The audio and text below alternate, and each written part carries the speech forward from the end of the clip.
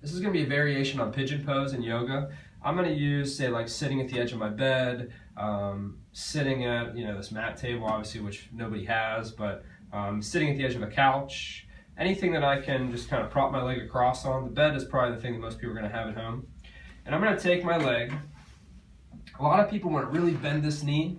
It doesn't have to be that bent. Sometimes if you bend your knee too much, you might get a little soreness here. So just a small bend in the knee. Ankle is kind of off the edge, right?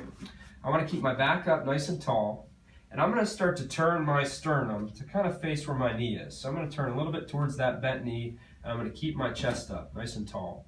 Now as I go forward, I want to make sure that as I do that, I'm maintaining this erect posture. For me, I already feel it pulling in the back of my hip, versus if I start to flex, I don't feel any stretch at all. I still don't feel any stretch, because a lot of what I'm doing is just moving in my lower back and not in my hip.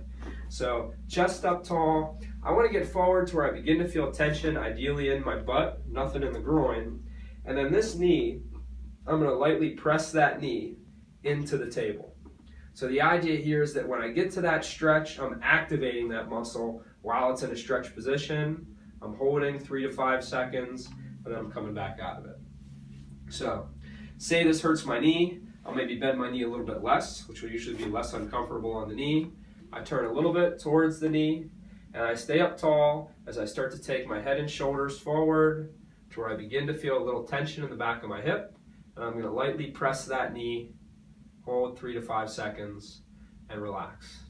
Now, if you come into this and you start to feel the groin, which is not ideal because that's more compression through your hip, if you come forward and you say, oh, I don't feel the back, I feel the groin, I would back off just shy of that and press the knee. And the goal would be to see if you can feel less groin and more engaging in the back of your hip. And typically, the more you wake that up and you don't jam yourself into that groin pain, as you come back and do this in subsequent days, or you'll say like, oh, you know what? I don't feel the groin anymore. I just feel it in the back of my hip, and that's what you're looking for. So you can usually loosen your hip up enough where you'll get less of this pinch or pain by activating more of the back lateral aspect of your hip.